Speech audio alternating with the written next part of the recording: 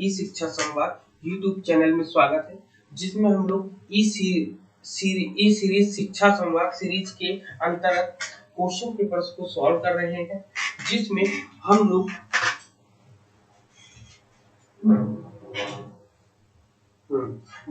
लोग NTA UGC net की तैयारी कर रहे हैं। इसके अंतर्गत हम लोग फर्स्ट पेपर मॉर्निंग में जो पढ़ते हैं उसके आज हम लोग पीवाईक्यूज करेंगे। मेरी आवाज सभी को क्लियर आ रही है? किसी को कोई डाउट तो नहीं है? बताओ, आवाज एकदम क्लियर आ रही है? जी सर, आवाज। Yes sir. ओके। तो यहाँ पर जो हम लोग तैयारी कर रहे हैं किसकी? एनटीए यूजीसी नेट की तैयारी कर रहे हैं, ठीक है। एनटीए यूजीसी नेट की तैयारी कर रहे हैं, जिसमें हम लोग क्वेश्चन पेपर आज सॉल्व करेंगे जो हम लोगों ने फर्स्ट पेपर पढ़ रखा है, ठीक है। जो फर्स्ट पेपर क्वेश्चन पढ़ रखा है उसी से रिलेटेड हम लोग करेंगे। हाँ बोले सिद्धार्थ। सर मुझे स्क्रीन शो नहीं हो रहा है।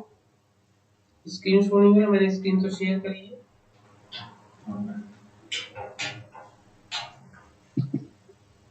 स्क्रीन तो हमने शेयर करी है, ठीक है। यहाँ पर ये देखो, आपका NTA UGC net JRF assistant professor है, जिसमें हम लोग क्या कर रहे हैं, इस समय क्वेश्चन पेपर को सॉल्व करेंगे। आज के डेट में जो क्वेश्चन पेपर हम लोग देख रहे थे इंडियन लॉजिक के और लॉजिकल रीजनिंग के, तो हम लोग ने 75 तक कर लिया। 76 पर चलते हैं।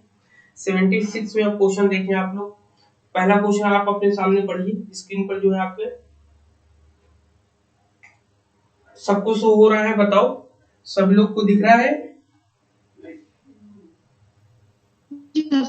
हाँ, पढ़ो फटाफट इसको, कॉपी पेन लेकर बैठिएगा।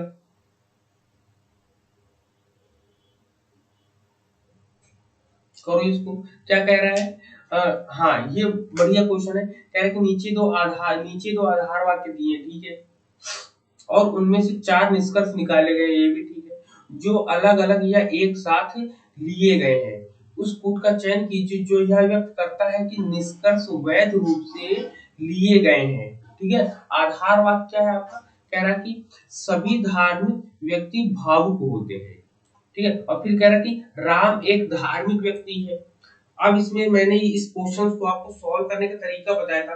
अब आप बताओ क्या होगा इसमें निष्कर्ष क्या दे रहा है? सबसे पहले कह रहा है कि राम, ये रात नहीं है, यहाँ पर राम लिख लो, राम, ठीक। राम भावुक है, ठीक है। सब राम भावुक है, ये एक जो है कंक्लूजन निकल कर आया। जैसे हम लोग सभी धार्मिक से काट दो, ठीक है, व्यक्ति से व्यक्ति काट दो आपका, ठीक है, तो राम भावुक है, ये निष्कर्ष निकल कर आया पहला। दूसरा कह रहा है कि सभी भावुक व्यक्ति धार्मिक होते हैं। अब आप बताओ इसमें कौन सा ट्रिक आप यूज करोगे? बताओ। सबसे पहले क्वेश्चन को समझो कि क्वेश्चन कौन सा है, वेन डायग्राम का है कि ट्रू फॉल्स वाला है, कौन सा है आखिर? बताओ। ट्रू फॉल्स वाला। कौन बोला ट्रू फॉल्स वाला? इसमें देखो, जब कभी आपको दो आधार वाक्य दिए हो और निष्कर्ष निकाले तो वेन डायग्राम का है। ये कौन सा है? वेन डायग्राम का है। तो कह रहा कि सभी धार्मिक, अब धार्मिक का गोला बनाओ, ये धार्मिक का मैंने गोला बनाया। फिर कह रहे कि सभी धार्मिक व्यक्ति भावुक होते हैं, तो इसके अंदर व्यक्ति आ जाएगा आपका पूरा, ठीक है। ये वाला गोला किसका हो जाएगा? ये धार्मिक का, सभी धार्मिक का हो जाएगा, ठीक। और ये किसका हो जाएगा? पर्सन्स का हो जाएगा, सभी व्यक्ति का भावुक होते। अब कह रहा है कि राम एक धार्मिक व्यक्ति है। अब बताओ, राम एक धार्मिक व्यक्ति है तो राम के अंदर ये भावुकता अपने आप आ जाएगी? बताइए, आएगी नहीं आएगी? नेहा, स्मिता जी, स्मिता, सविता, शैली, सोनाली। जी सर। क्लियर? हाँ, तो अब इसका कंक्लूजन देखो क्या होगा। कंक्लूजन में क्या आएगा इसका निष्कर्ष? अब इसमें आंसर, करेक्ट आंसर बताना है कि कौन सा होगा। पहला कह रहा है कि ए में कह रहा है कि 1 2 3 4 दोनों। अब देखो, पहला तो हो गया।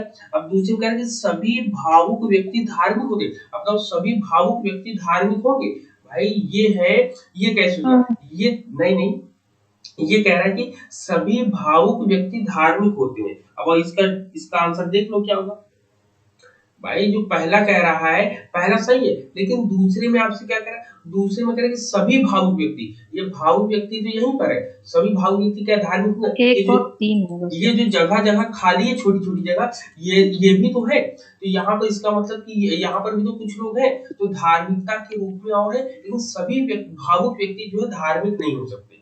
क्या कह रहा है, सभी भावुक व्यक्ति जो है धार्मिक होते हैं, जबकि धार्मिक जो देखो एकदम बहुत इजी वे में समझना है, बड़ा गोला जो है धार्मिकता के लिए है, छोटा गोला जो है पर्सन्स का है। अब इसके बीच ये एक जगह खाली है ना,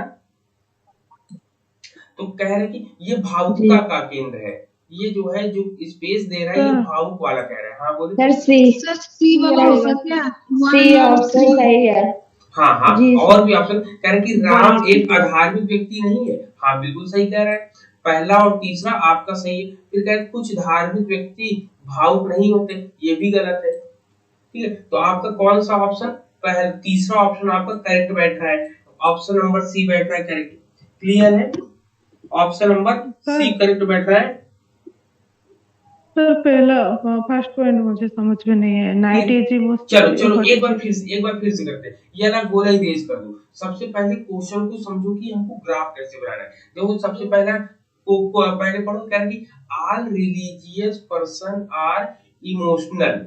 अब देखो इसमें सबसे बड़ा, सबसे पहले ढूंढो, तीन तीन वर्ड है आपके पास, एक आपका है रिलीजियस है, आपके पास तीन है, पहले तीन लिख लो, रिलीजियस है, दूसरा क्या है आपका पर्सन है आपका, ठीक है, और तीसरा क्या है इमोशनल है आपका, क्या है इमोशनल। अब बताओ इन तीनों में सबसे बड़ा कौन है, बताओ सबसे पहले सोनाली बताओ इन तीनों में सबसे बड़ा कौन है। Sir religious.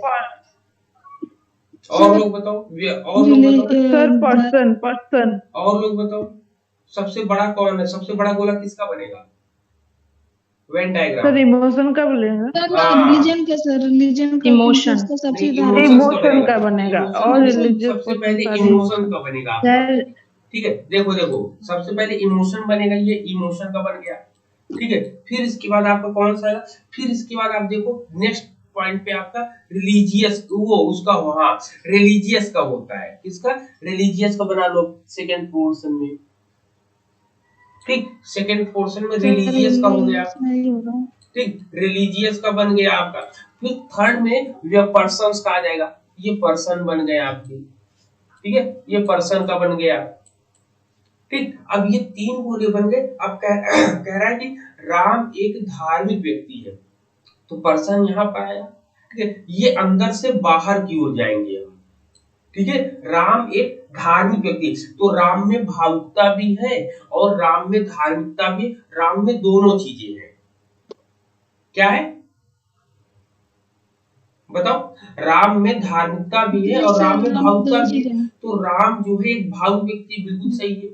फिर इसमें कहता कि सभी भावुक व्यक्ति धार्मिक होंगे क्या, अब बताओ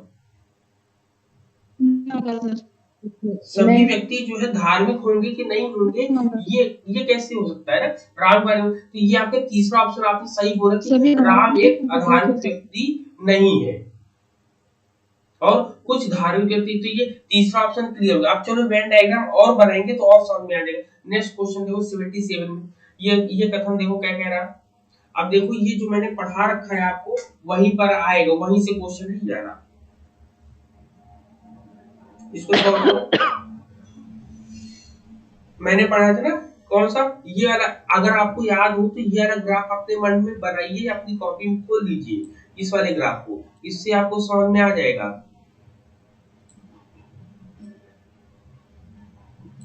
ठीक, ये वाला ग्राफ बनाओगे अपने माइंड में तो आ जाएगा। यहाँ पर ए होगा, यहाँ ई होगा आपका, यहाँ क्या होगा आई होगा और यहाँ पर ओ होगा। अब सब में रिलेशन बताओ जरा, चलिए। सर ए और ई का कॉन्ट्रेरी होता है। हाँ एक कंट्रेरी होता है। चलो अब इस क्वेश्चन को सॉल्व करो, बताओ नहीं, क्वेश्चन को सॉल्व कर लो ना एक बार, फिर इसके बाद देखते हैं, फिर इसके बाद डिस्कस करेंगे ना क्या होगा।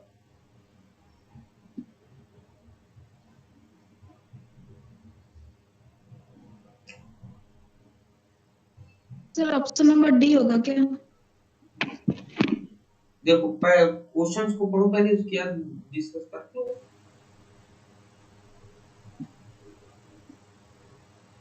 क्या बताया, कोई भी महिला पुरुष के बराबर नहीं होती है।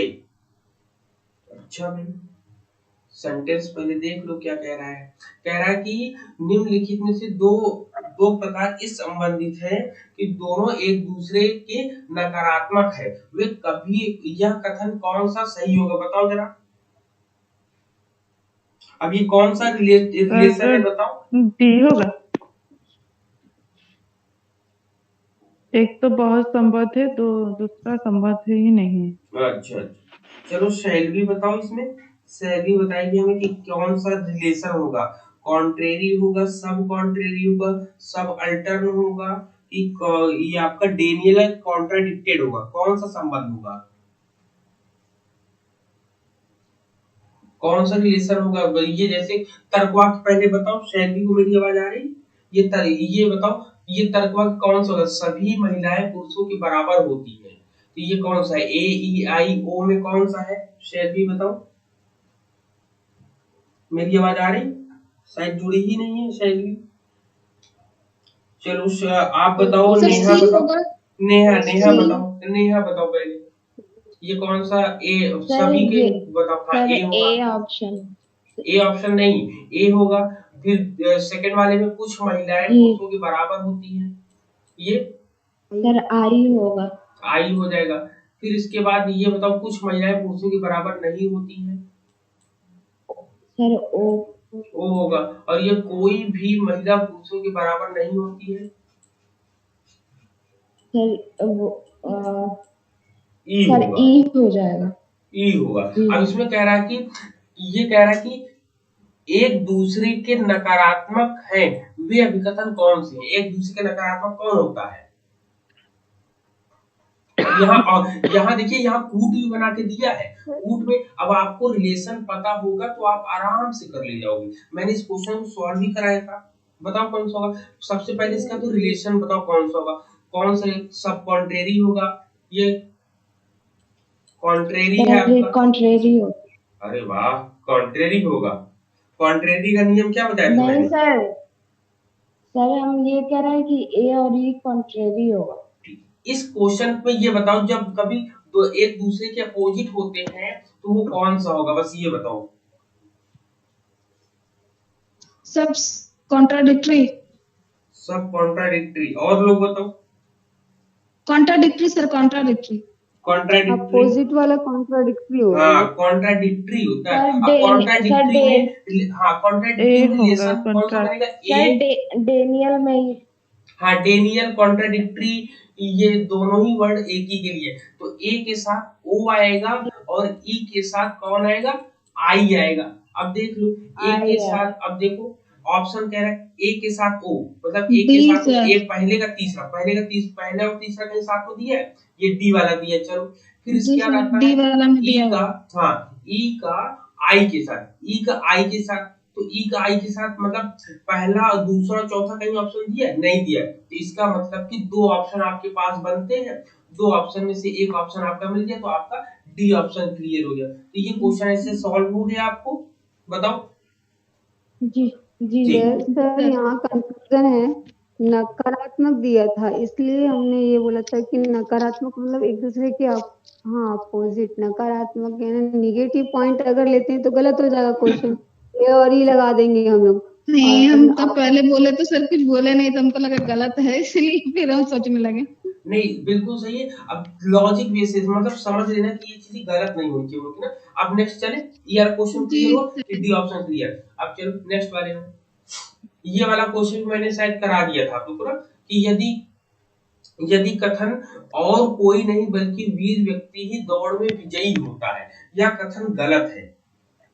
ठीक है, क्या है, कह रहा है कि यह कथन जो है गलत है, तो वो निम्नांक, तो कह रहा है निम्नांकित में से किस कथन को सही माना जा सकता है, बताओ। अब कौन सा कथन सही होगा। कह रहा कि सबसे पहले सेंटेंस को बहुत ध्यान से देखेंगे। कह रहा कोई, ये कह रहा कि और कोई नहीं, ठीक है, बल्कि वीर व्यक्ति ही दौड़ में विजयी होता है, यह गलत है। केवल वीर व्यक्ति ही दौड़ में विजयी होगा, तो कहते हैं कि सभी वीर व्यक्ति दौड़ में विजयी होते हैं, ये भी गलत है भाई। जब ये गलत है तो ये भी हो सकता है। ठीक है, ये वाला भी गलत हो गया कि सभी व्यक्ति वीर में दौड़ में विजयी होंगे, वीर व्यक्ति ही केवल होंगे, ये भी गलत है। फिर कह रहा कि दौड़ में विजयी होने वाले कुछ व्यक्ति वीर नहीं होते हैं। अब बताओ ये सेंटेंस इससे मेल खा रहा है नहीं खा रहा है? बताओ मेल खा रहा है नहीं खा रहा है, बताओ आप लोग। फिर इसके बाद ये डी ऑप्शन इसमें सही होगा। हाँ बी वाला। फिर इसके क्या है, कुछ व्यक्ति डी। हाँ कुछ व्यक्ति जो दौड़ में विजयी होते हैं वीर होते हैं। तो भाई वीर नहीं होते, हमारी कहानी तो यहीं पर अटकी। फिर ये कह रहा कि दौड़ में विजयी होने वाला कोई व्यक्ति वीर नहीं होता है। तो ये तो एकदम ही से सरासर काट दिया इसने। तो यहीं पर बी वाला केवल ऑप्शन आपका सही होगा। आप सेंटेंस को पढ़ लो फिर से एक बार अपने आप को क्लियर करने के लिए। कह रहा कि और कोई नहीं बल्कि वीर व्यक्ति ही दौड़ में विजयी होते हैं। तो यह कथन गलत है। अब इसका सही तर्क क्या होगा? कह रहा कि दौड़ में विजयी होने वाले कुछ व्यक्ति वीर नहीं होते हैं, मतलब पूरे नहीं, कुछ वीर होते कुछ वीर नहीं होते। तो यही ऑप्शन आपका क्लियर हो जाएगा। आपका समझ में आ रहा है? सर जी सर। जो some persons who win the race are brave, ये क्यों नहीं होगा? कौन सा मतलब एक कुछ क्यों तो नहीं होगा? हो सकते कुछ भी नहीं। सी अभी देखो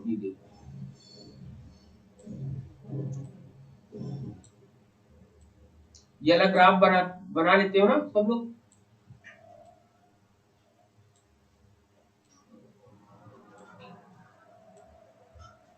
ठीक, यहाँ पर क्या होगा टी,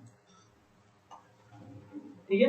फिर यहाँ पर क्या होगा टी हो जाएगा, फिर यहाँ पर टी हो जाएगा, फिर यहाँ पर टी हो जाएगा आपका, फिर यहाँ पर कैपिटल एफ हो जाएगा आपका, फिर यहाँ पर कैपिटल एफ हो जाएगा आपका, यहाँ पर फिर आपका यहाँ पर कैपिटल एफ हो जाएगा, फिर यहाँ पर कैपिटल सॉरी यहाँ नहीं, यहाँ पर कैपिटल एफ हो जाएगा, यहाँ पर डाउट हो जाएगा आपका, यहाँ पर डाउट हो जाएगा, यहाँ पर डाउट हो जाएगा, और यहाँ पर डाउट हो जाएगा आपका। यहाँ पर हो जाएगा आपको क्या, ये टी है तो इसके स्मॉल एफ आ जाएगा। ठीक है, यहाँ पर क्या आ जाएगा स्मॉल एफ आ जाएगा, यहाँ पे स्मॉल टी आ जाएगा, और यहाँ पर स्मॉल टी आ जाएगा। क्लियर इतने लिए? अब देखो, अब कह रहा है कि कोई नहीं के साथ कौन सा आएगा तर्क वाक्य आएगा। यहाँ पे ए हो गया, ये ई हो गया, ये आई हो गया, सरी ओ, तो ये कौन सा कोई नहीं के साथ ई हो गया। ई वाला कह रहा है फॉल्स है। अब ये फॉल्स देख लो, इसके साथ ये फॉल्स कह रहा है। ठीक है, अब कह रहा है कि दौड़ में कुछ, अब इसके साथ कह रहा है कि सही कथन कौन सा आएगा आपका, बताओ। फॉल्स अब दो है ना, अब इसके साथ सही कथन कौन सा आ जाएगा, आई वाला। देखो आई वाले में क्या कह रहा है, आई वाले में कोई आई वाला से यहाँ पर दे रहा है। जी सर, कौन सा दे रहा है सर? लेकिन कुछ नहीं है ना, तो ओ आ जाएगा। हाँ, तो अब देखो यहाँ पर कुछ व्यक्ति जो दौड़ में विजयी होते वीर होते। अब लेकिन यहाँ पर अगर इससे करोगे थोड़ा सा डाउट होगा, तो यहाँ पर डाउटफुल में जो होगा वही जाएगा आपका। तो यहाँ पर जो है कह रहा कि पहले सेंटेंस को पढ़े, तो कह रहा कि और कोई नहीं बल्कि वीर व्यक्ति ही दौड़ में विजयी होता है। तो ये बात जो कह रहा है कोई व्यक्ति, कहता है ये सरासर गलत है। जब ये गलत है, इसका मतलब कि कुछ व्यक्ति तो वीर होंगे और कुछ व्यक्ति वीर नहीं होंगे। ऐसे तर्क अपने आप माइंड में क्लियर कर लोगे तो आपको ये सेकंड वाला ऑप्शन आपको क्लियर हो जाएगा आपका ना, सेकंड वाला ऑप्शन आपका क्लियर हो जाएगा। समझ में आ रहा है? समझ में आया। हाँ सर, ठीक। अब चलो नेक्स्ट क्वेश्चन, इसको देखो। ये वाला कह रहा है सर इसके पीछे सर। हाँ हेलो, हाँ बोलिए सर। उसके पीछे वाला जो क्वेश्चन था उसमें मुझे एक डाउट है। चलो बताइए।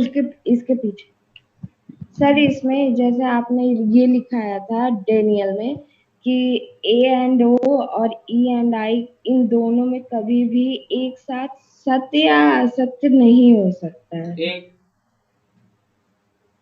तो सर इसमें तो एक साथ असत्य ही तो हो रहा है।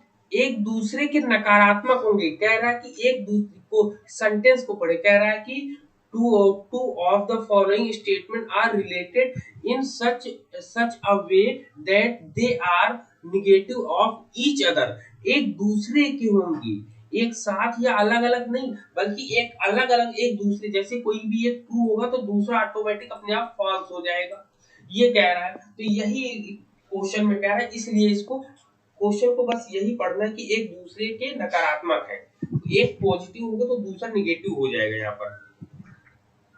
क्लियर? ओके सर पॉजिटिव और निगेटिव तो हम इसमें देखते हैं ना, ए पॉजिटिव है और ए निगेटिव है, उस समय मुझे भी यही कंफ्यूजन था सर। हाँ हाँ, नहीं तो यहाँ जैसे पर बस पॉजिटिव और निगेटिव हम देखेंगे तो ए पॉजिटिव है, टोटली ए पॉजिटिव होता है और ई टोटली निगेटिव होता है। नहीं ठीक है, तो यहाँ पे क्वेश्चन के यही कह रहा है कि यदि ए वाला अगर यहाँ पर पॉजिटिव है तो ये ऑटोमेटिक निगेटिव ही कहेगा, अगर ई पॉजिटिव है तो ये निगेटिव कहेगा, अगर ये निगेटिव है तो ये पॉजिटिव बोलेगा, ये निगेटिव तो ये पॉजिटिव बोलेगा, बस इनका यही कहना है, इसीलिए इसको विपरीत संबंध या कॉन्ट्राडिक्टेड या डेनियर हम लोग बोलते हैं। क्लियर? अब इस क्वेश्चन को देखो क्या होगा, ये कह रहा है कि यह कहना एक सामान्य सत्य है कि जब पृथ्वी पर सर्वप्रथम जीवन का उद्भव हुआ तब वहां कोई नहीं था। ठीक है, इस प्रकार जीवन के उद्भव के संबंध में किसी भी अभिकथन को सिद्धांत माना जाना चाहिए। अब बताओ, ये कह रहा है कि इस प्रकार जीवन के, अब ऊपर वाला सेंटेंस समझ आ गया। अब क्वेश्चन का आंसर जो जहां कहां से निकलेगा आपका, जो सेकंड लाइन दी है ना कि जीवन के उद्भव के, ठीक है, क्या कह रहा है, जीवन के उद्भव के संबंध में किसी भी अभिकथन को सिद्धांत माना जाना चाहिए। इंग्लिश में पढ़ लो जाए तो कह रहा है कि it is truism to say that no one was there when life first appeared on earth. Any assertion about life's origin thus should ठीक है be treated as a theory। अब कौन से सिद्धांत को माना जाए, अब ये कौन से सिद्धांत को माना है, यह एक अटकल है, मतलब यह एक कंजक्शन है आपका, कंजक्शन है आपका, फिर कह रहा है कि एक हिस्टोरिकल एक्सप्लेनेशन, एक ऐतिहासिक व्याख्या है, या कह रहा है कि एक आख्यान है, मतलब एक नरेटिव है, फिर कह रहा कि एक आर्गुमेंट है, एक तर्क है। अब आप बताओ कौन सा होगा यहाँ पर, ऐसे ही क्वेश्चन आपके लिए आएंगे एग्जाम में। बताओ नेहा, स्निग्धा, सविता, सोनाली, स्मिता जी चलेंगे क्या? सर मुझे जहाँ तक लग रहा है कि तर्क है। हाँ, ये लॉजिक लगा रहा है कि जब पृथ्वी पर सर्वप्रथम जीवन का उद्भव हुआ, मतलब हुआ होगा, तब वहाँ पे कोई नहीं होगा, तो उसने एक लॉजिक लगाया। हाँ, सोचा, ये सही है क्या? एक हाइपोथेटिकल अपने माइंड में एक हाइपोथेसिस बनाई ना, जब कभी हाइपोथेसिस बनाते हैं, जम्पशन करते हैं, तो वो कौन सा आता है? आर्गुमेंट तो आता है सर। ठीक है, यहाँ पर ऐसे ही क्वेश्चन आपको आएंगे, बस यहीं पर आपको क्लिक करना है। जैसे अभी सविता जी ने क्लिक लगाया ना कि जब सर्वप्रथम जब पृथ्वी पर जीवन का उद्भव हुआ होगा तब वहां कोई नहीं रहा होगा, ये एक अजम्पशन किया कि मंगल ग्रह पे अगर जा रहे, मंगल ग्रह पे अगर जीवन है तो देख रहे ना अभी भी हम लोग कि वहां पर कोई प्राणी है कि नहीं है, तो देखते कोई नहीं रहता है, तो वैसे इसको टिक कर लिया हमने। अब चलो नेक्स्ट क्वेश्चन, ये बताओ, ये बढ़िया क्वेश्चन है, अच्छा क्वेश्चन है। कह रहा है कि पालतू पक्षी कम खूंखार होते हैं। अब देखो ये ट्रू फॉल्स वाला आप बना लो अपने ग्राफ में, अब हो जाएगी, इससे हो जाएगा क्वेश्चन आपका। चलो बनाओ सब लोग। इसको जो है एक बार बना के देखा मत करो, इसको कई बार जब बनाओगे तभी आपको याद होगा ना ये चीजें। इसको जो है कई बार बनाया करो, हर क्वेश्चन में बनाया करो अपने पास जी।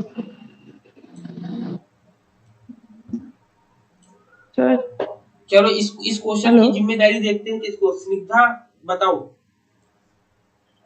सर ये जो फेरोसियस लिखा है खूंखार, ये क्या मीनिंग है, क्या क्या बोलता है ये? खूंखार का मतलब जो बहुत जो होता है, मतलब किसी भी बात, मतलब खूंखार का मतलब आप समझ लो कि शेर होता है ना, शेर को खूंखार बोला गया है। क्या? शेर है, शेर को जानती है? फिर टाइगर। हाँ, टाइगर को। वो कैसा है? खतरनाक है ना, जानलेवा है कि नहीं है? हाँ उसी को हाँ बोलते हैं होता खूंखार, है लिखा हुआ है। उसी को बोलते हैं। हाँ हाँ हाँ हाँ हाँ, समझ में आ गया। ठीक ठीक। अब चलो ये ग्राफ बनाते हैं और स्निग्धा हमको इस क्वेश्चन का आंसर बताएंगे। अब एक एक बच्चे को जिम्मेदारी देंगे, वो क्वेश्चन का आंसर बताएंगे, जिससे आप लोग के कॉन्फिडेंस लेवल बढ़ेगा आपका। स्मॉल एफ हो जाएगा, यहाँ पर स्मॉल टी हो जाएगा, यहाँ पर स्मॉल टी हो जाएगा, यहाँ पर स्मॉल एफ हो जाएगा, यहाँ पर डाउट हो जाएगा आपका नीचे, यहाँ पर डाउट हो जाएगा, यहाँ पर डाउट हो जाएगा, यहाँ पर डाउट हो जाएगा। चलो स्निग्धा बताएंगे वो, और लोग भी अपने क्वेश्चन को सर ढूंढ लेंगे। हाँ सर ये ग्राफ बनाने तो अब आ गया है, बिना देखे ग्राफ बना ले रहे हैं, लेकिन इसमें से डाउटफुल या ट्रू या फॉल्स, ट्रू भी निकाल ले रहे, जो आप पहले बताए थे कि जो दिया है उसको हम मान लेते हैं, लेकिन उसके बेस पे हम आंसर निकाल नहीं पा रहे। हाँ, अभी आंसर भी अभी निकालवा दे रहे। इस कोशिश क्वेश्चन कर में दीजिएगा आंसर भी जी। निकालना आप सीख जाओगे। सबसे पहले देखो, कह रहा कि पालतू पशु कम खूंखार होते हैं, ठीक है, ये बोल दिया इसने। सर ये जो ग्राफ हम कैसे याद रखेंगे, मतलब मन ही मन याद रखेंगे? क्या चीज? ये जो ग्राफ हम कैसे याद रखेंगे? रफ कॉपी देगा ना वहाँ पे तो बना लेंगे, सर ने बताया था ना क्लास में। हाँ, रफ पेज देते हैं ना तो उसमें बना लेंगे। ये ग्राफ के लिए बताए थे सर कैसे बनाना है, आप वो वीडियो देखिएगा मैडम, उसमें हो जाएगा क्लियर। अब इसको इस सेंटेंस को पढ़ेंगे, इंग्लिश में भी पढ़ेंगे तो ज्यादा समझ आएगा। कह रहा है कि इसमें सर्किल इसके वो वर्ड है, जो वर्ड पढ़ो। कह रहा है कि domestic animals are hardly ferocious है आपका, मतलब कि कम खूंखार होते हैं, ठीक है। पालतू पशु कम खूंखार होते हैं। आप इसमें कह रहे हैं कि सभी पालतू पशु खूंखार होते हैं, अधिकांश पालतू पशु खूंखार होते हैं, या कोई भी पालतू पशु खूंखार नहीं होता है, कुछ पालतू पशु खूंखार नहीं होते हैं। अब देखो, जैसे कम खूंखार होते हैं, तो इसको अगर आप इसको ट्रू फॉल्स वाला नहीं बनाएंगे ना, तब भी आप इसको सही कर लोगे। सर सी ऑप्शन इसमें सही होगा कि मतलब ए ओनली? सी ऑप्शन कैसे होगा? सी नहीं होगा। चलो और आगे सर डी होगा, नो डोमेस्टिक एनिमल्स। देखो देखो देखो, आप लोग अजम्पशन मत करो कि क्वेश्चन को बहुत कायदे से पढ़ना है। देखो, कह रहा कि पालतू पशु कम खूंखार होते, ये बात गलत हो गई। ये बात अगर हमने कहा कि नहीं तो शेर के साथ साथ और भी जानवर जो होते हैं, जैसे हाथी है, जंगली भालू है, जितने भी जानवर है, ये सब खूंखार नहीं होते हैं। लेकिन जब हम उनके पास गए, उन्होंने दौड़ा लिया, हम लोग को परेशान करके, हम लोग को चोट लग गई, तो हम लोग के मन में आया क्या कि कोई भी पालतू पशु जो है कम खूंखार नहीं थे, सभी के सभी बहुत ज्यादा खतरनाक होते हैं, बहुत ज्यादा जानलेवा होते हैं।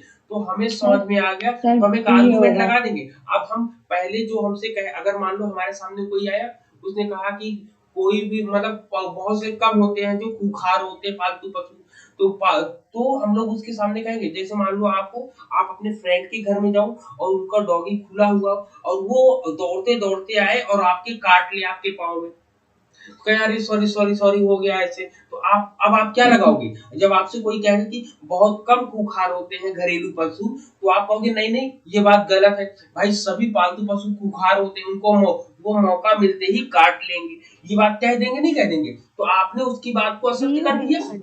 जब उसकी बात को आपने गलत कर दिया, तो सही आधार वाक्य क्या होगा कि सभी पालतू पशु खूंखार होते हैं, या फिर अधिकांशतः पालतू पशु खूंखार होते हैं। यही दो केवल आपका है, ये नीचे के दो आपके। अब आपको इस ग्राफ की जरूरत भी नहीं पड़ेगी, अब आपने लॉजिक से लगा लोगे। कह रहा है ठीक, तो कोई भी पालतू पशु खूंखार नहीं होता है, ये तो बिल्कुल ही गलत है। फिर कह रहा है कुछ पालतू पशु खूंखार होते, ये भी गलत हो गया। ऊपर की दो सही है आपकी। तो हम इसमें आंसर, अच्छा ये दो यहाँ बाजू में दिया हुआ सर ए और बी। हाँ, ए और बी। अब देखो यहाँ पर कोई ऐसे क्वेश्चन को करने से पहले आप अगर 2 मिनट का अगर सोच लोगे ना, तो आपका क्वेश्चन ऑटोमेटिक सही हो जाएगा। ये ट्रू फॉल्स की जरूरत ही नहीं पड़ेगी। क्वेश्चन को देख के हाथ पर ठंडा हो जा रहा है। हाँ हाँ हाँ, बिल्कुल। क्लास गैप हो गया इसके लिए। सर मुझे लगा कि मतलब सिर्फ एक ही आधार वाक्य उसमें करना है, क्योंकि ये नहीं, गलत है इधर तो दिया है, उसका ये यही वाला होगा। देखे नहीं ना, ये वाला इधर कोड दिया हुआ है ना, हम लोग वो नहीं देखे। कोड दिया रहता है यहाँ पे, कोड दिया। और हाँ, ऐसे वही क्वेश्चन दिया। ज्यादातर हमें लगता है कोड में ही पूछे जाते हैं। जितने भी आप देखो कोड में जी ही सर, पूछे गए हैं। तो ये इस ज्यादा क्वेश्चन का आंसर टिक घुमावदार कर दो, होता है क्वेश्चन। क्वेश्चन का आंसर टिक कर दो। ये बी वाला ऑप्शन सही है ना। ये रिकॉर्डेड वीडियो भी आपको सर मिलेगी। हाँ बोले।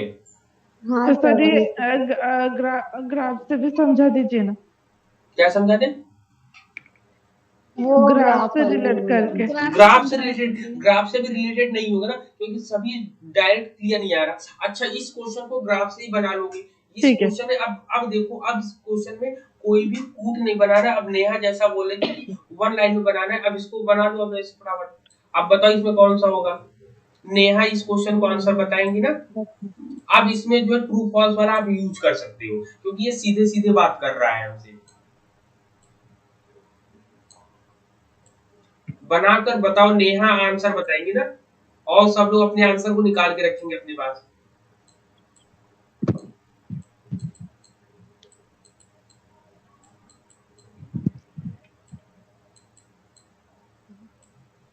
और जो बच्चे क्लास मिस कर रहे हैं उनके लिए काफी प्रॉब्लम हो जाएगी ना, रिकॉर्डेड में जब हो देखेंगे रही है तो। सर। कल बाहर गए थे, कम्युनिटी कैंप, उसकी वजह से क्लास।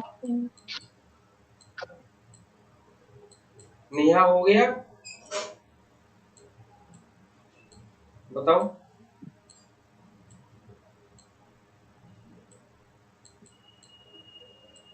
चलो ग्राफ तो बन गया।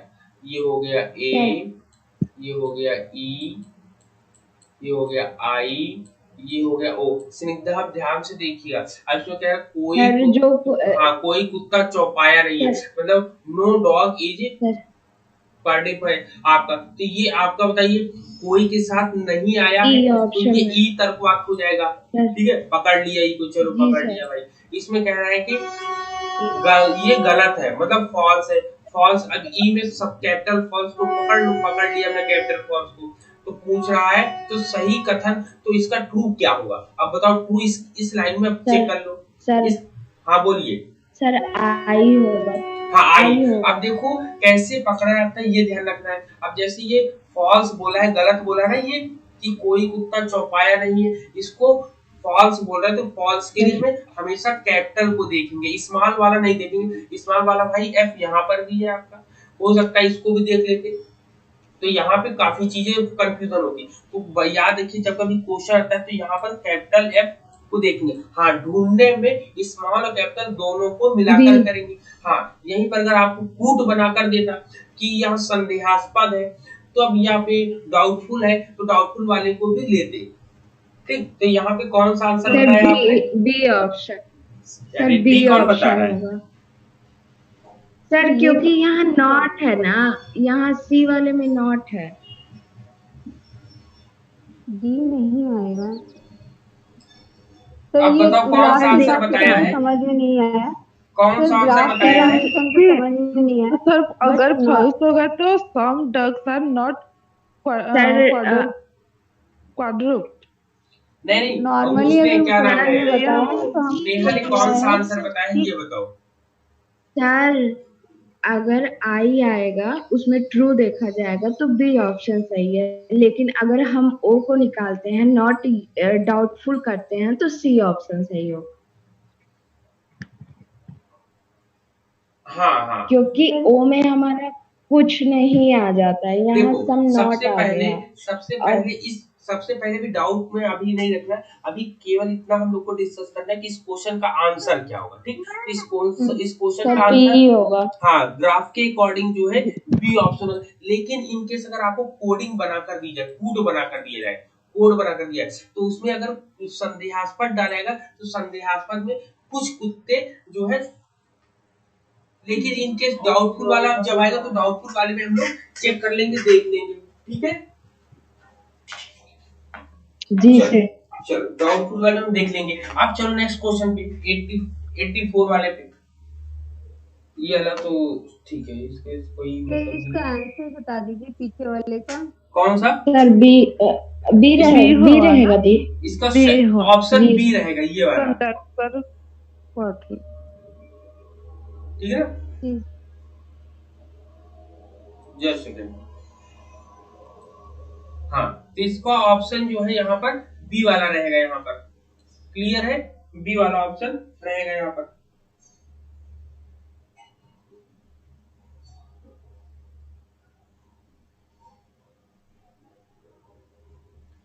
मध्य वर्ग वाला तो ये सब तो ठीक है।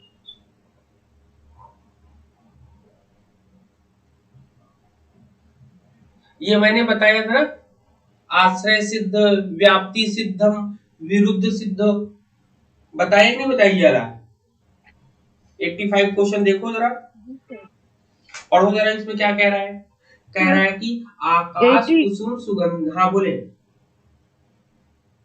नहीं सर, सर ये पढ़ाया है मैंने, हेतुवाभास नहीं देखो पढ़ा है। मैंने पढ़ाया, सुनो अब इसमें मैंने लॉजिक जब पढ़ा रहे थे तो उससे पहले काफी चीजें पढ़ाई थी। इसमें कह रहा कि आकाश कुसुम सुगंधित है क्योंकि यह कमल है। उदाहरण के लिए जो भी कमल होता है वह सुगंधित होता है, जैसे किसी तालाब में उगने वाला कमल। इस तर्क में निम्नांकित में से हेत्वाभास का उल्लेख कीजिए। तो ये मैंने जब पढ़ा रहे थे उस समय तो मैंने इसकी छोटी सी लाइन में बताया था इसमें। सर हाँ, आपने सिर्फ उसका नाम लिखा दिया था कि हेतुवाभास कितने टाइप का होता है, उसे बताया चलो नहीं अच्छा था। बता देते ना, यहीं पे डिस्कस कर लेते हैं कि कोई डाउट ना रहे ना। चलो सबसे पहले क्वेश्चन ही देख लेते। हाँ देखिए, कह रहा कि आकाश कुसुम सुगंधित है। ठीक है, ये एक लॉजिक दिया इन्होंने, तर्क दिया इन्होंने। और तो इसलिए कह रहे कि क्योंकि यह कमल है, क्योंकि आकाश कुसुम सुगंधित है क्योंकि यह कमल है, मतलब कि कमल जो होता है वह सुगंधित होता है। इन्होंने पहला पॉइंट बोला। ठीक है, अब सेकंड में क्या कह रहा है। कह रहा है उदाहरण के लिए जो भी कमल होगा वह सुगंधित होगा। ये भी लगाते हैं। कहते हैं कि जैसे किसी तालाब में उगने वाला कमल, वह कमल भी हो सकता है। इस तर्क में क्या होगा, तो स्वरूप का मतलब होता है जब एक जैसे रूप वाले दोनों हो। ठीक है, तो वहां पर एक जैसे रूप वाले दो लोग हो, दोनों को कंपेयर करते हैं तब की बात करते हैं। लेकिन यहाँ पर कह रहा है कि यहाँ पर पहले से ही एक लाइन दे दी है कि भाई आकाश कुसुम सुगंधित है क्योंकि यह कमल, मतलब कि कमल जैसा, कमल जो है आश्रित किस पर है, कमल की खुशबू जो है किस पर आश्रित है, आकाश से कुसुम की वर्षा, मतलब आकाश से जो अमृत की वर्षा होती है उसकी वजह से कमल जो है उसमें सुगंध आता है। तो आकाश किस पर निर्भर है, कमल किस पर निर्भर है, आकाश के कुसुम पर ना, कुसुम की वर्षा पर। आकाश की सुगंधित, हाँ आकाश के द्वारा जो भी चीजें बढ़ती है उसके द्वारा। तो यहाँ पर आश्रय हो जाएगा, आश्रय बी वाला हो हो गया। जाएगा। व्याप्ति में क्या होता है, किसी प्रकार का दोष हो जाना। व्याप्ति सिद्धम का मतलब होता है कि जब दो वस्तुएं एक साथ हो और उनमें किसी भी प्रकार के हम दोष को या कोई भी नेगेटिव पॉइंट को हम दिखा देंगे तो वो दिखाई देगा। विरुद्ध का मतलब होता है कि विपरीत जो होते हैं। तो यहाँ पर आश्रय का मतलब होता है जब डिपेंडेंसी वाली कंडीशन आ जाती है, इसलिए यहाँ पर इसको दिया गया है आश्रय वाले को। और सर और स्वरूप से सर हाँ बताए सर हेतुवाभास का टाइप जो आपने बताया था वो मतलब 5 बताया था ना। हाँ, पांच ही रहता है। उसको मैंने भी पढ़ाना, उसके टाइप्स को ये वाला जो आता है क्वेश्चन, इस क्वेश्चन को बताना था ना। इस क्वेश्चन मैंने शायद पिछली क्लास में बताया, कहा था कि यहाँ बताएंगे, लेकिन ध्यान से शायद उतर गया। चलो ऐसे ही क्वेश्चन और आएंगे तो उसको भी हम बता देंगे। सर हाँ बोले। हेतुवाभास वाला सर ये जो एक वन है स्वरूप सिद्ध, इसका भी बता दीजिए ना। हाँ, स्वरूप जैसे बताया। सिद्धम का हाँ मतलब होता है कि जब एक जैसे स्वरूप वाले दोनों, जैसे स्वरूप सिद्धम में आपको दे दिया जाएगा कि एक मान लो कि घोड़ा है, हाँ वो आपका गाय है। ठीक है, गाय का एग्जाम्पल देंगे और नील गाय का एग्जाम्पल देंगे। दोनों के आकार और रूप तो एक ही है, लेकिन उसमें दोनों में अंतर होता है। इसी अंतर को दोष बोलते हैं। क्या बोलते हैं, दोष, जो हेत्वाभास के अंतर्गत आता है। अब इन दोनों में जो डिफरेंस होगा वही आपका स्वरूप सिद्धम हो जाएगा। कि स्वरूप, ये हेत्वाभास का मतलब होता है कि दोष क्या है। जो तर्कवाक्य है, उस तर्कवाक्य में जो दोष होता है उसी को हम लोग हेत्वाभास कहते हैं। तो स्वरूपों में क्या से स्वरूप जो होता है, जब दो चीजें एक साथ हम लोग को मिलती है तो उन दोनों में क्या डिफरेंस होता है, कौन सा दोष होता है, इस चीज को बताने के लिए हम करते हैं उसका यूज। ठीक है सर हाँ सर अनुमान के दोष को हेत्वाभास कहा जाता है। तो उसके आप 5 प्रकार बताए थे कि व्यभिचार, विरुद्ध, सत्य, प्रतिपक्ष, असिद्ध और बाधित। हाँ। तो इसमें ये तो व्याप्ति सिद्ध और ये आश्रय सिद्ध, ये सब किस में आएगा सर? ये कंफ्यूजन हो रहा है मुझे। क्या हेलो, बोलिए। जो हुए तो उसके टाइप बताया आपने, क्या बताए? टाइप्स बताओ भाई, बताओ सर कौन कौन सी टाइप के सर नाम लिखे आपने यहाँ पर। बताया सबसे पहला पॉइंट, रुको, सबसे पहला पॉइंट बताओ क्या है? व्यभिचार। क्या? व्यभिचार। व्यभिचार, चलो व्यभिचार हम समझ गए। दूसरा विरुद्ध। दूसरा विरुद्ध हो गया, चलो ये हो गया दूसरा। हाँ सर तीसरा हो जाएगा सत्य प्रतिपक्ष। सत्य प्रतिपक्ष ना जी हाँ, सर। तो ये स्वरूप, तो ये स्वरूप में वाला है हो तो गया। सर। चलो 3 नंबर पे असिद्ध चौथा। अच्छा, ये असिद्ध हो नेगेटिव जाएगा, व्याप्ति हो ये जाएगी। व्याप्ति दोस्तों। और हाँ, पांचवा बाधित। बाधित और विरुद्ध तो एक ही हो जाएंगे ना, या बाधित में आश्रय वाला डाल सर दो। 5। बाधित इसमें आश्रय वाले में डाल दो। ठीक, बाधित में क्या होगा, जब कभी हम एक दूसरे पर निर्भर रहेंगे, डिपेंडेंसी रहेगी, तो उसको आश्रय वाले में डाल देंगे। जी सर। अभी और एक जितने बार को शेयर देखो, कर दीजिए। जितने क्वेश्चन इसके हम लोग करते जाएंगे वैसे वैसे इसके और भी कंफ्यूजन हम लोग को दूर होते जाएंगे। ठीक है सर, जी सर, क्वेश्चन तो करेंगे लेकिन हेत्वाभास वाला एक बार हाँ, एक बार फिर से, पढ़ा एक दीजिए बार सर। इसको हम फिर से बताएंगे ना। एक बार केवल हेत्वाभास को लेंगे और हेत्वाभास की चीजों को हम फिर से बताएंगे आपको। ठीक है, तो हेत्वाभास वाला हम एक बार जी फिर से सर। इसके पार्ट्स को कराएंगे। इसको मुझे थोड़ा सा 22-23 तारीख के बाद मुझे एक बार रिमाइंड करा देना ना, मुझे ओके सर। इसको जो है करा देना रिमाइंड। अब देखो सत्य प्रतिपक्ष वाला जो आप अभी कह रहे थे ना, देखो ये वाला क्वेश्चन आ गया आपके सामने। चलो करो ये वाला, जी ये वाला करिए क्वेश्चन। और जो सर स्वरूप सिद्ध है वो तो किस में चला जाएगा? वो स्वरूप सिद्ध सत्य प्रतिपक्ष वाला है क्या, उसी में आ जाएगा। चलो अभी करो तो बताते भी, करो ये क्वेश्चन करिए 87 का। प्रतिपक्ष बाधित विरुद्ध स्वरूप सिद्ध। कह रहा कि अग्नि, कह रहा कि fire is not warm because it is produce such as water each and is example of which type of fallacy. मतलब अग्नि आग गर्म नहीं है क्योंकि यह जल की तरह बनती है। यह किस प्रकार के हेत्वाभास का उदाहरण है? बताओ, ये कोई अगर मान लेगा तो हो गया उसका तो कल्याण। सर विरुद्ध होगा ना? हाँ सर सर, विरुद्ध सेकंड होगा ना, एक दूसरे के अगेंस्ट होते हैं। जब देखो, देखिए जब दो चीजों में क्या हो, कंपेयर करा जाए, कंपेयर करने के बाद उसमें बाधा, अब कह दे कोई कि आग जो है पानी के तरीके होती है, तो ये कि क्या है, विरुद्ध नहीं है। विरोध का मतलब होता है कि कह दे कि आग जो है गर्म हो, आग जो है ठंडी होती है और जल जो है गर्म होता है, तो ये विरुद्ध में जाएगा आपका ना। क्या ये चीज समझो ना। अगर यहाँ पर इसका जस्ट अपोजिट बोल दिया जाए कि आग जो है ठंडा होता है और जल जो है गर्म होता है, तब ये विरुद्ध विपरीत बात कर रहे हैं। लेकिन बाधित का मतलब होता है दोनों एक जैसी, तो दोनों की समानता है, दो चीजें आपके सामने रख दी है और दोनों में दोष को अलग अलग बता रहे हो, तो वहां पे बाधा है ना कि यहाँ पे गलत चीज बोल रहे। डी होगा स्वरूप सिद्ध।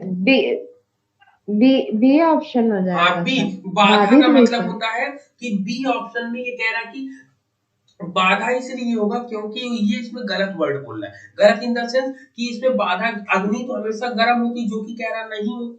और जल की, और क्या एग्जाम्पल भी दे रहा है, क्या ये अगर ये जल की तरह अगर कह रहा है कि ठंडा होता है तो ये भी गलत है आपका, क्योंकि हम लोग तो जानते हैं ना, तो ये एक फैल्सी है, ये एक हेत्वाभास का क्या है आपका, एक दोष है। इस वाक्य में एक दोष है, जी सर। मतलब किसी भी तर्क वाक्य में, या जैसा बोला अभी नेहा ने कि किसी भी अनुमान में किसी प्रकार का जो दोष होता है उसको हेत्वाभास बोलते हैं। तो यहाँ पर एक अनुमान लगाया गया कि अग्नि गर्म नहीं होती है क्योंकि यह जल की तरह होती है। अब इस तर्क वाक्य में, इस अनुमान में एक दोष आ गया, तो इसी दोष को हम लोग जिस नाम से जानते हैं उसका इसको नाम रख दिया, इसमें बाधित विषय बोल दिया।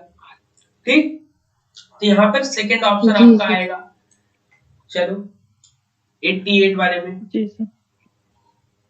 मिडिल टर्म वाला भी रहने दो, ये अलग कर लो फिर से। ठीक है, कह रहा कि निम्नलिखित में से उनकी पहचान कीजिए जो असिद्ध मध्य पद के हेत्वाभास को प्रदर्शित करते हैं। चलो इसको जब बता देंगे तब और क्लियर, क्योंकि अभी और कंफ्यूजन हो जाएगा ना। जी सर। चलो ये अलग कर लोगे, ये अलग कर लोगे, हाँ इसको करो जरा, सही से नहीं दिया है इसमें, इसको सही से नहीं दिया क्या पता नहीं है।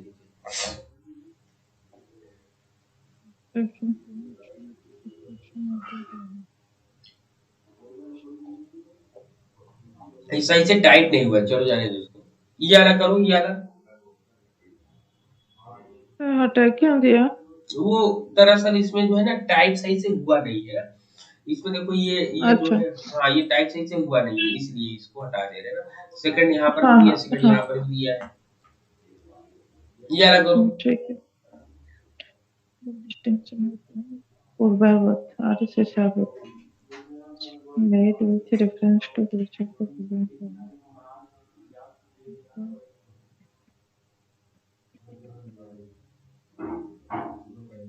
पर ये कंपैरिजन में आएगा उपमा। हाँ इसमें कह रहा है कि निम्नलिखित में से किस प्रमाण के संदर्भ में पूर्ववत और शेषवत का अंतर किया जाता है, मतलब पहले क्या था और आज क्या होगा, इसका जो है हम लोग क्या प्रत्यक्ष में लगाएंगे, उपमान में लगाएंगे, अभाव में लगाएंगे, या अनुमान करेंगे। तुलना करेंगे ना दो के साथ, तो उपमा हो जाएगा। उपमा तुलना नहीं कर रहे हैं, तुलना कहाँ कर रहे हैं,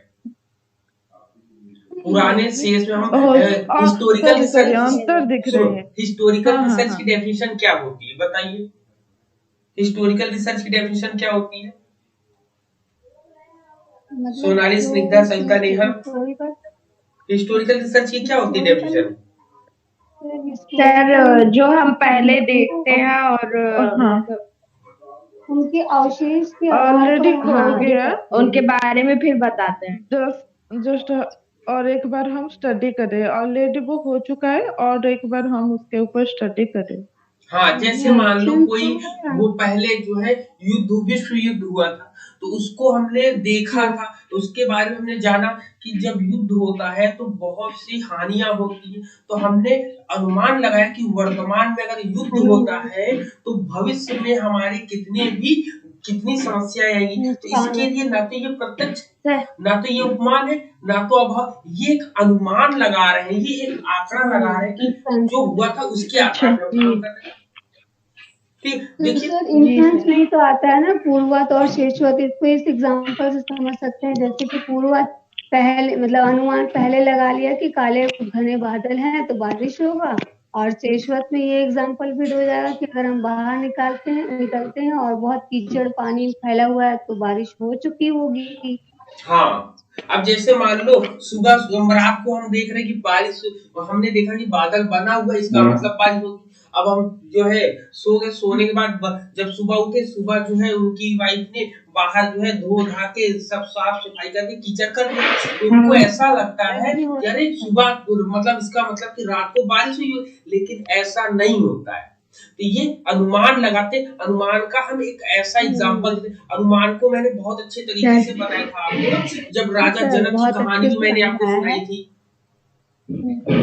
सर अनुमान में ये हमारा मतलब पश्चात पूर्व और सापेक्ष ज्ञान आते हैं। हाँ हाँ, हाँ ये उसके सापेक्ष टाइप ज्ञान जो आपने बोला ना वो भी। जी।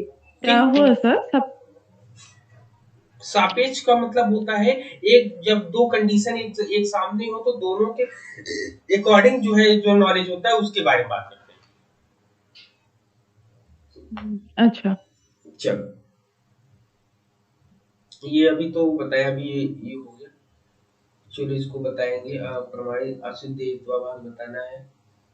ये असिद्ध सर कितने बजे तक क्लास चलेगा? बस बस बस बस हो गया। चलो तो यहाँ तक हम लोगों ने हम लोगों ने कहाँ तक किया है ये देख लेते हैं। हम लोगों ने क्या करा है 92 तक। इसके बाद 92 सर। हाँ, इसके बाद हम लोग शाम की क्लास करेंगे। शाम की क्लास की व्यवस्था हम करते हैं ऑन बोर्ड पर, ठीक है। अभी का क्वेश्चन सबको समझ में आया ना?